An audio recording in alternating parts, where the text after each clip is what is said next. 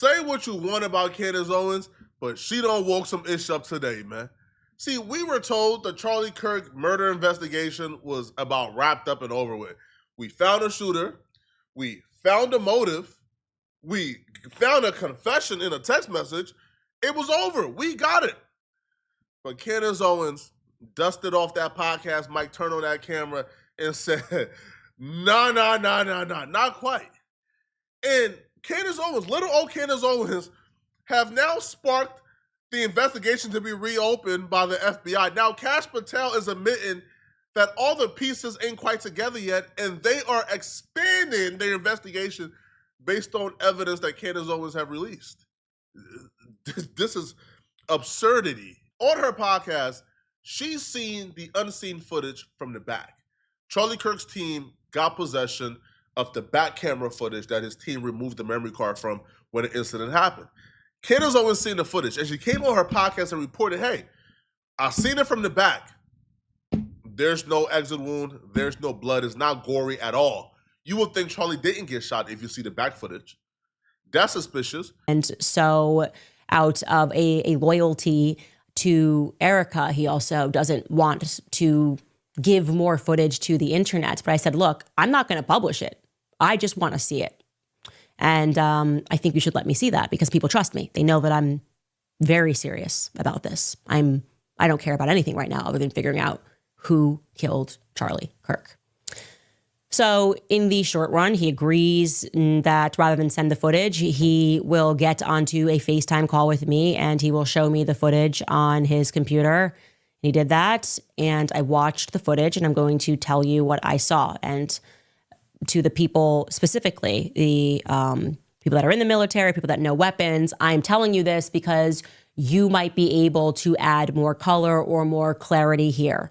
What you would expect to see if given the weapon that they have said did this, the bullet they have said did this. I don't know anything about any of this, so I'm just telling you what I saw, okay? First and foremost, there is nothing gory about this shot at all. And so again, I am still going to work with him to get me the footage so that I think it should be shared. There's nothing gory about this footage from the back. The thing that really stood out to me, and I just kept asking him to replay it over and over and over again, is that there's no blood. There's no blood. From the back. There is no blood. So I think a lot of people were wondering whether or not that bullet pierced and went out to the back. I think I vaguely even remember, and Skylar, you can maybe live look this up, but like I thought the feds were saying they were looking for a bullet at some point, which is now very alarming to me. I don't understand that. How could they have been looking for a bullet? Because if I'm not seeing, and there isn't, I'm telling you, what happens in the front is not what happens in the back at all. If I'm not seeing any blood, what are we to take from that? A lot of y'all are probably asking yourselves, he was shot and killed. Why do the exit wound matter? Because the exit wound tells a huge part of this story that's missing. It actually will confirm whether or not Tyler Robinson was really the shooter, if he acted alone or if there were other shooters. Because this story that this inexperienced kid who found his grandpa rifle, went to the roof 150, 200 feet away, had a bullseye hit on Charlie's neck directly, was able to assemble and reassemble in seconds and get away scotch-free, and was in the clear until his father turned him in. That story is probably just as unbelievable as the response to Candace Owens that Andrew Kolvet did. Now, Andrew Kolvet, close friend of Charlie Kirk, we knew Andrew for a while now. PR for Turning Point, maybe. Well, he responded back to Candace Owens. Now, you know Candace Owens is waking some things up when they issue a response this quickly. So the response, though, is even more unbelievable and has opened up a wide range of questions to where even the diehard Charlie supporters ain't buying nothing coming out of Turning Point right now. So Andrew Kolvet wrote, I want to address some of the discussions about the lack of an exit wound with Charlie. I'm usually not interested in delving into most of this kind of online chatter, and I apologize, this is somewhat graphic, but in this case, the fact that there wasn't an exit wound is probably another miracle, and I want people to know. Listen, man, people believe in Jesus Christ, okay? But at this point, it feels like manipulation. At this point, it feels like y'all playing on people's beliefs, bruh. I just spoke with the sergeant who worked on Charlie in the hospital. He says, absolutely should have gone through, which is very normal for a high-powered, high-velocity round. You don't say? I've seen wounds from this caliber many times, and they always just go through everything. This would have taken down a moose or two down. This would have taken down two moose back to back.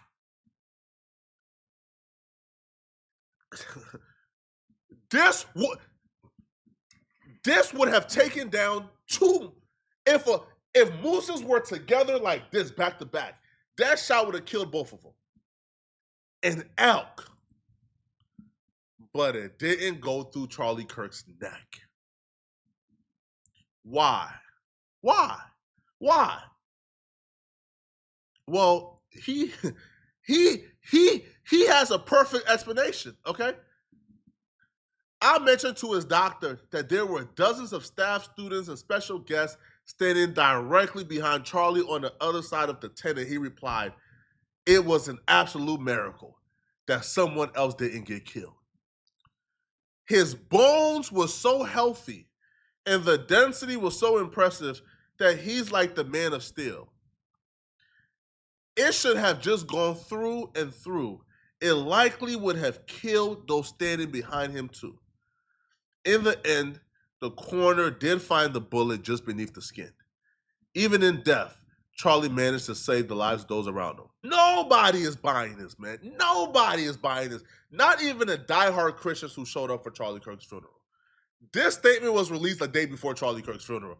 They asked everybody in line, yo, you think Tyler Robinson was a shooter? Everybody said no, because of this inconsistency.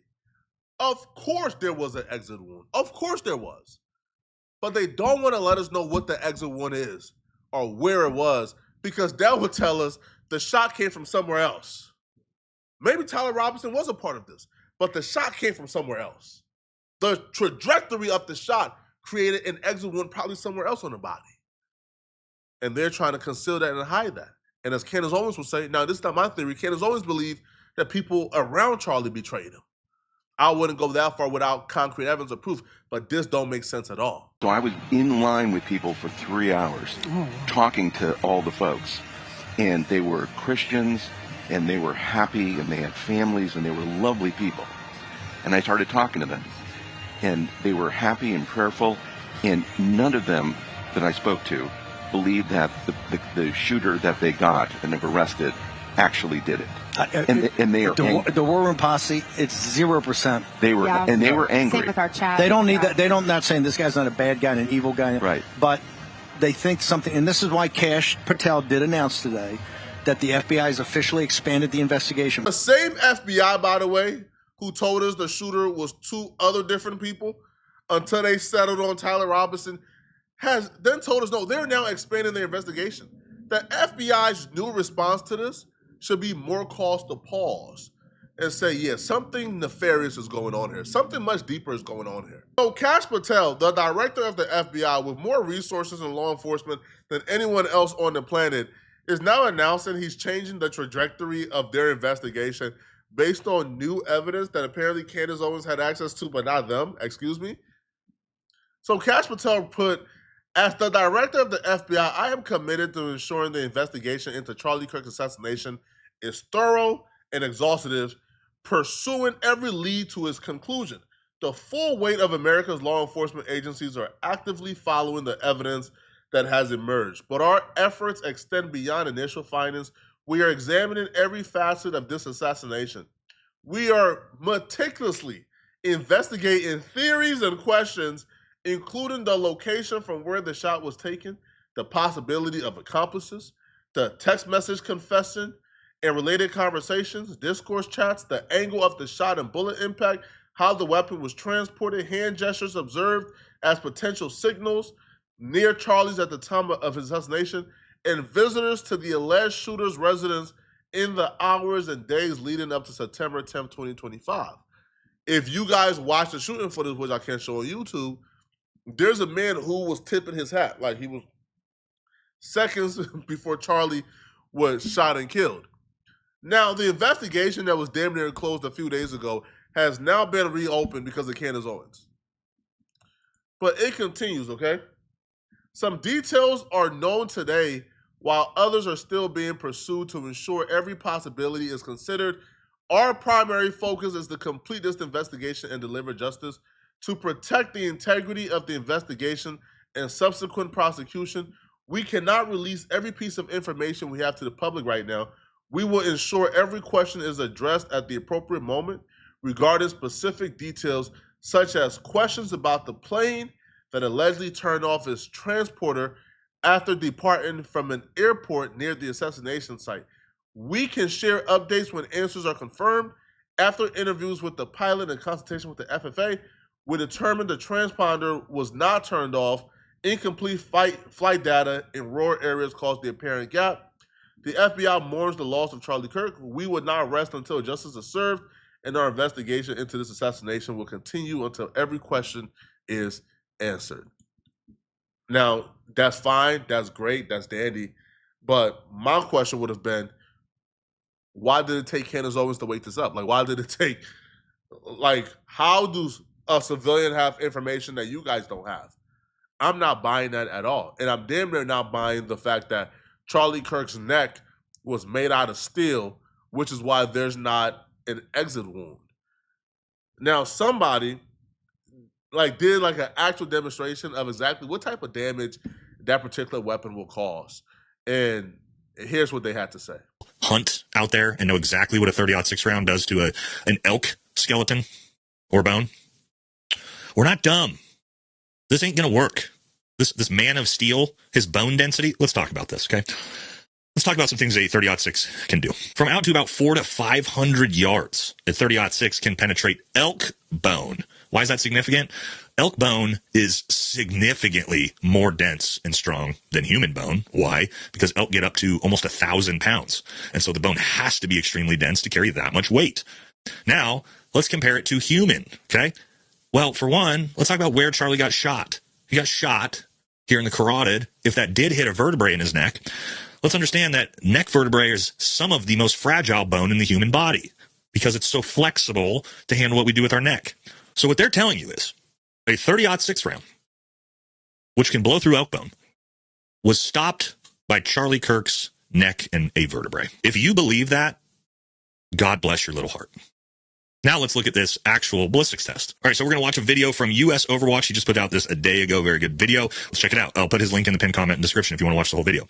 So our first shot will be a cold bore shot, and we will just see what kind of results we are able to duplicate. All right, so he's got some very thick bone here across the strap of this dummy. Obviously, this would be far thicker and stronger than a human vertebrae in the neck. Let's see what this 30-06 rounds does to it. Wow. All right, from this angle, as you can see here. Huh. Not only does it go through that bone, it explodes the bone, blows through the dummy. Also, as we'll see here in a second, blows through the wall behind it. Like we did kind of also think, the bone stood no chance against a 30 caliber round traveling at that high of a velocity. So now we're going to give it reset it back up and put the ballistic plate in front of it and see if we can't duplicate that shot as well. Right now, he actually shoots a ballistic plate with 30-06 round. Destroys the plate. How many more questions do there have to be before we say, yo, y'all not telling the truth, man? Something doesn't make sense. Now, I don't have the answers. I don't know what the truth is. I don't know where this shot came from. I don't know the angle. I'm not a trajectory expert. That's the job of the FBI, apparently, if they were to do their job, even though they've been doing their job horribly during this entire investigation. This entire investigation has been botched. Now, Candace Owens has her own theory of exactly how she believes or what she believes took place that day. Now, her theory is a little bit loony. I must admit, okay? It's a little bit loony. But at this point, if she's been right about everything up until this point, then who are we to second guess or question or call her, a loony if she's been right the whole time. It seems like the FBI is crazy, not Candace. There was a massive pipeline that was almost exactly behind where Charlie was sitting. Here's that maybe it's a water pipeline, I don't know, but there it is under the flag.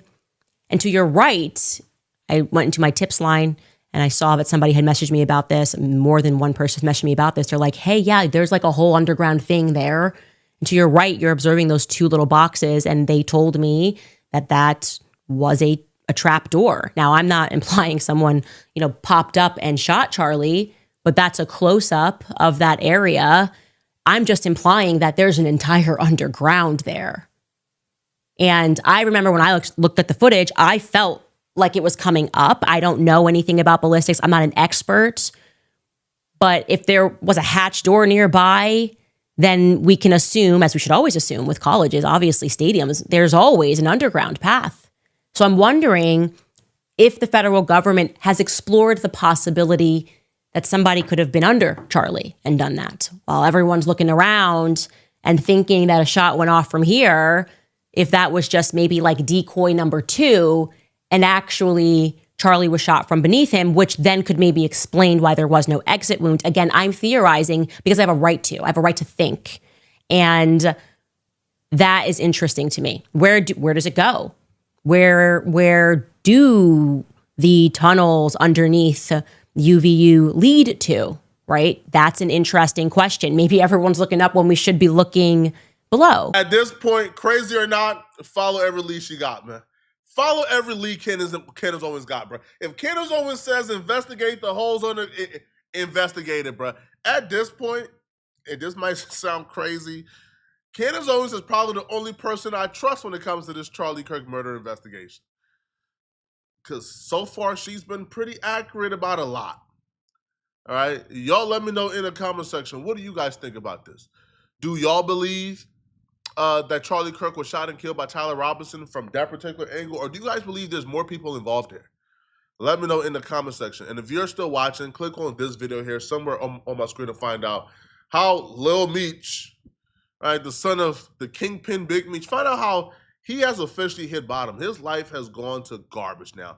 Click on this video right here to find out what I'm talking about. I'm out of here, folks. Peace.